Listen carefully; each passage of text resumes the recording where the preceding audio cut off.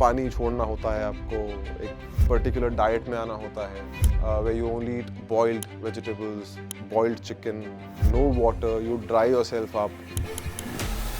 वो जो guard ATM में था उसको 50 या 100 रुपए देकर किया है, can I sleep in the AC, उसको बाहर रूम के रख के वो उसके गद्दे पे ही I used to sleep for an hour और टू। कुछ बड़े लोग थे इंडस्ट्री के, they literally messaged me and asked me for nutrition. वो एक बहुत बड़ा टर्निंग पॉइंट होता था, getting to be a part of this beautiful beautiful story 1962 Rezang La war के ऊपर। अहीर हैं हम, कोई प्यार से मांगेगा तो जान भी दे देंगे, पर जो बात देश पे आई 100 की जान ले भी लेंगे।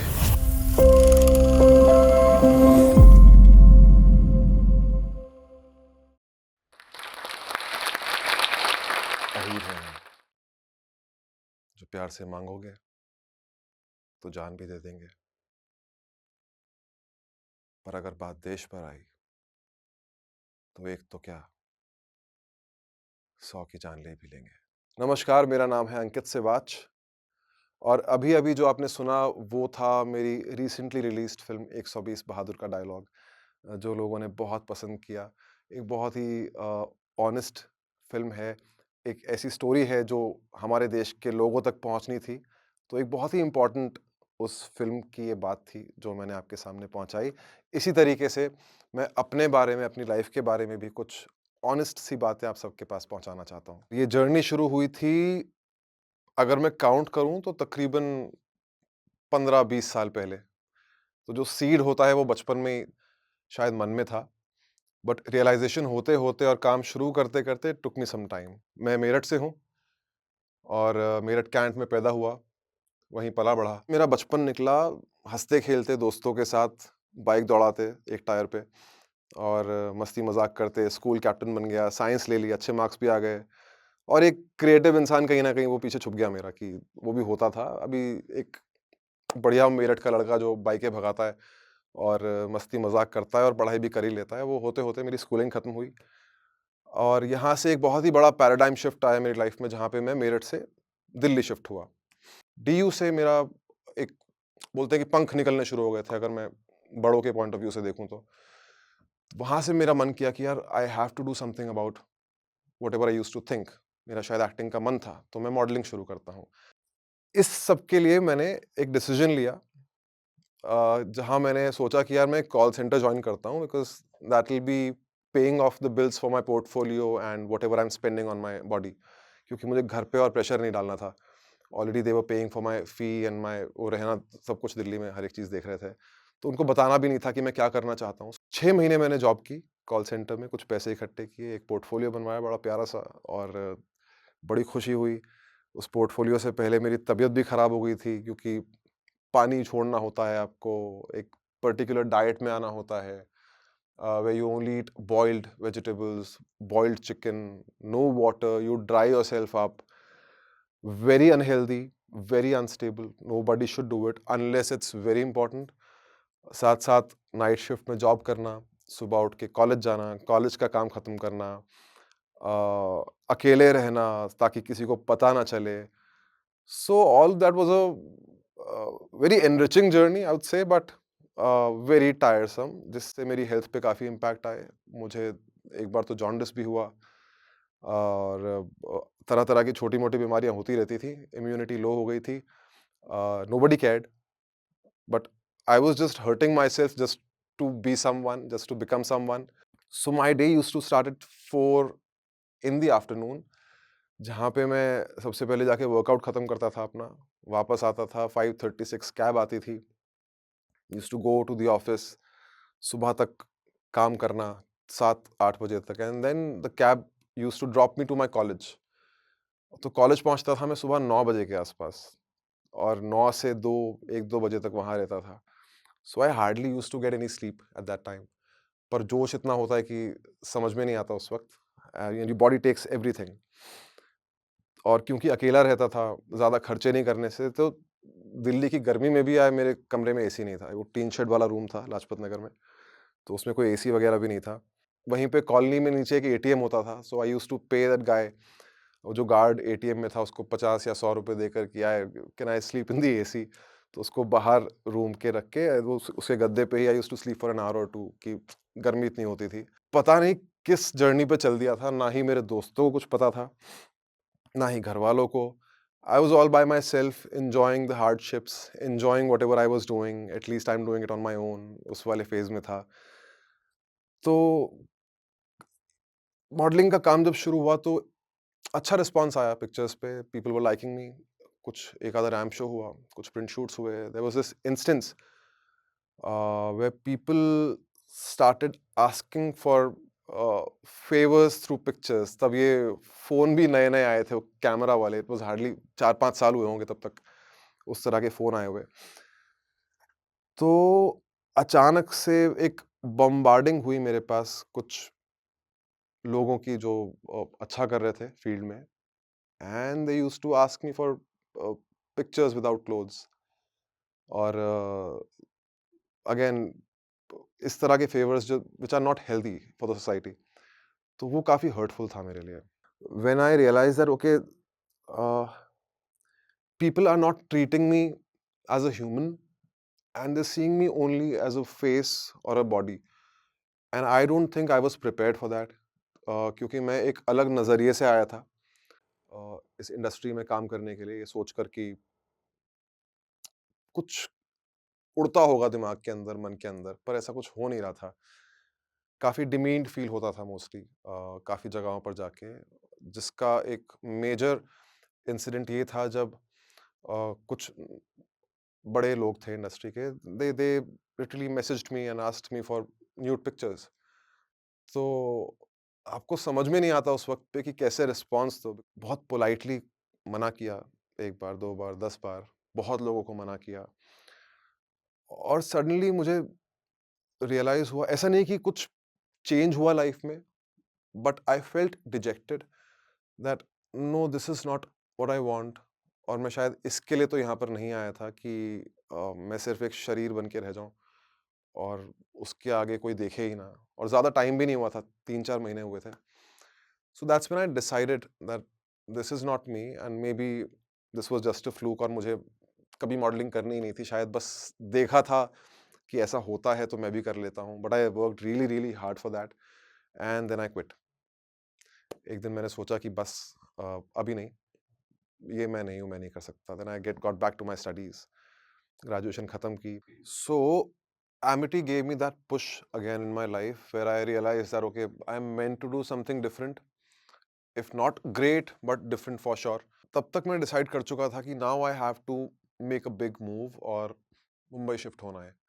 कैसे होना है, कौन लेके जाएगा, क्या होगा वहाँ पर, मुंबई दिखता कैसा है, no idea at all.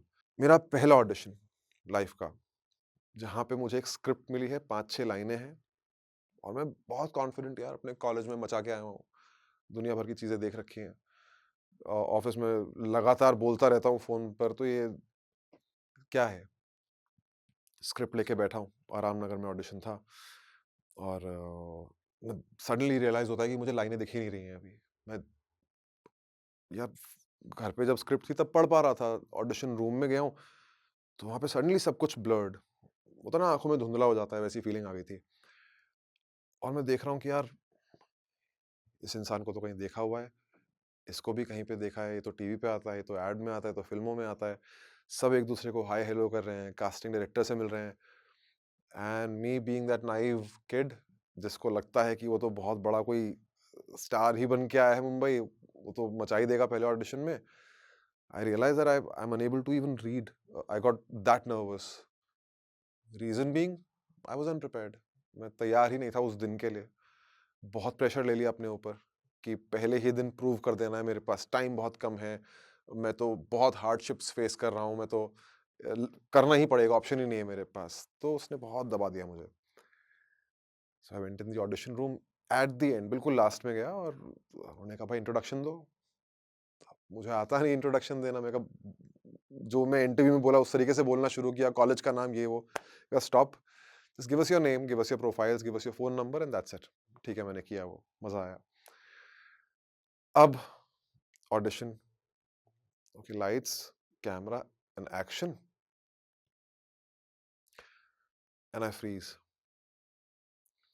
Action बोलते ही आई जस्ट फ्रोज़ और मुझे रियलाइज़ हुआ कि मुझे अपने पैर भी फ़ील नहीं हो रहे हैं।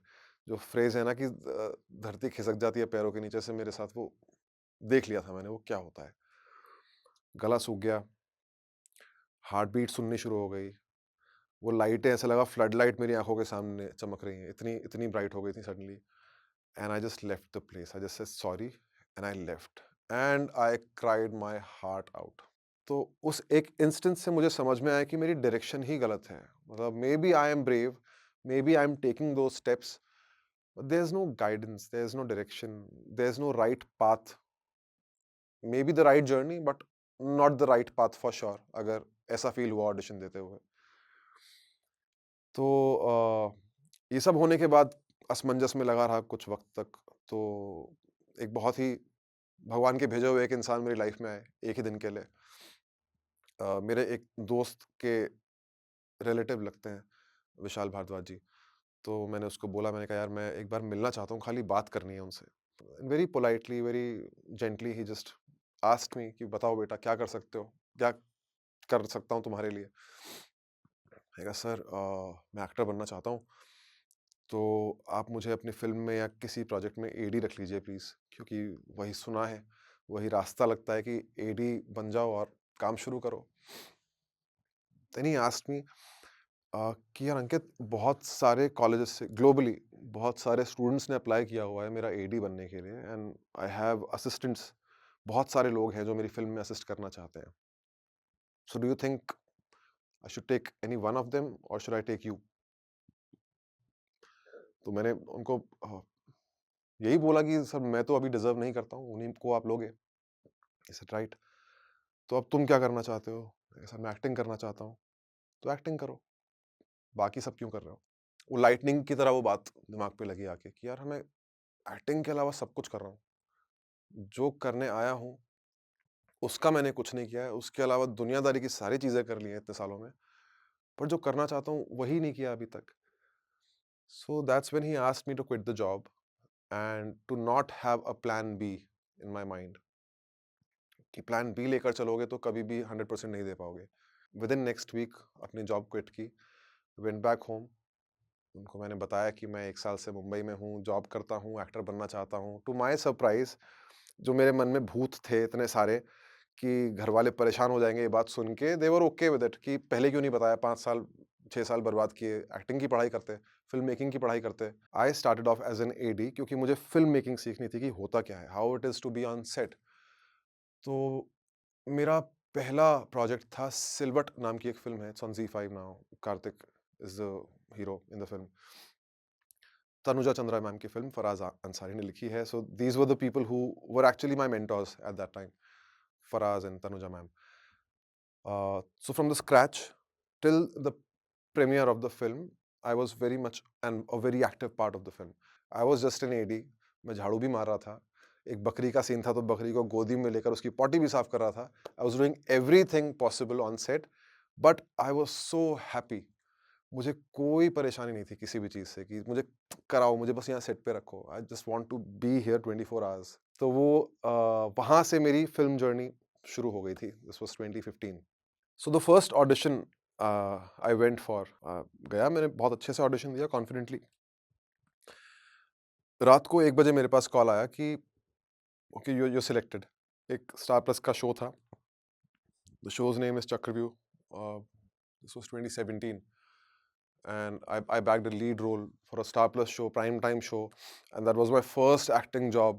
So it was a big deal for me back then also and right now also कि कैसे एक नए लड़के को एक इतनी बड़ी स्टार कास्ट के साथ एक इतना बड़ा प्राइम टाइम का एक बड़ा show, suddenly just one audition and it happened. वो खत्म हुआ, then I got my next show, it was Manmohini for Zee TV. That show did wonders. There was this particular scene that really got viral on the internet. तो मैं उसमें एक राजा play कर रहा था पुराने ज़माने का और करंट जो मैं अभी हूँ, उस तो मैं 2 डबल रोल था मेरा उसमें।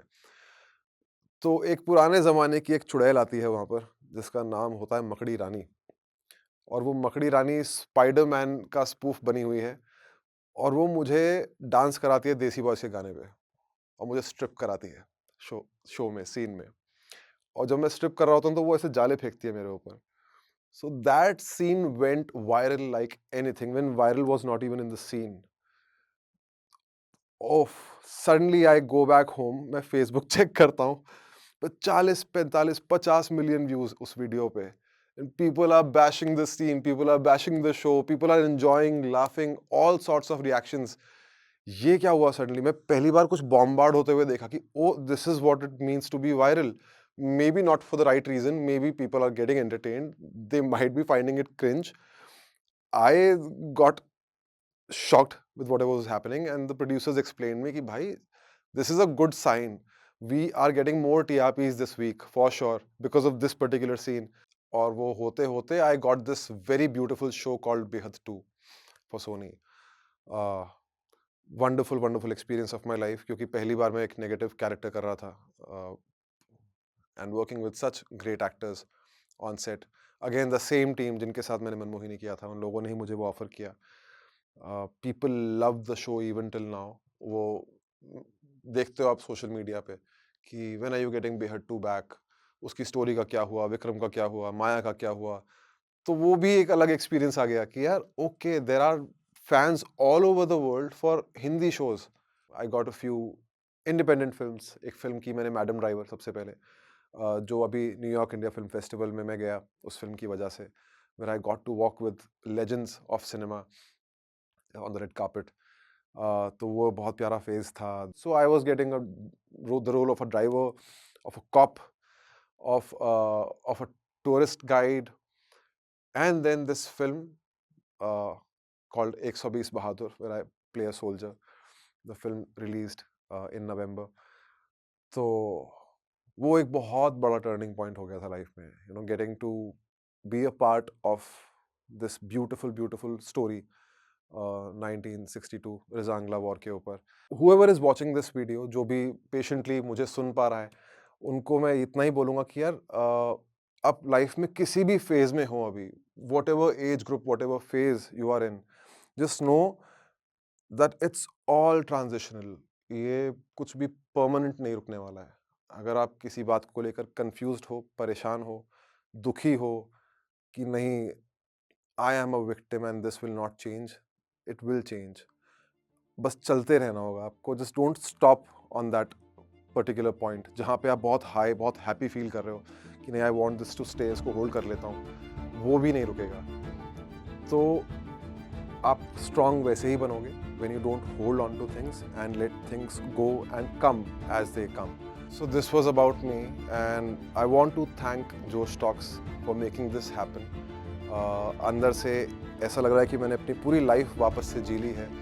I feel grounded, to be very honest, कि मैं कहाँ से आता हूँ और किस जर्नी पर निकला हुआ हूँ और कहाँ पर पहुँचा हुआ हूँ और किस तरह का काम बाहर आ रहा है. So thank you for making this happen. I really hope कि मेरी बात उन लोगों तक पहुँचे जिनको शायद ये सुनने की ज़रूरत है. So all the best to all of you. Thank you.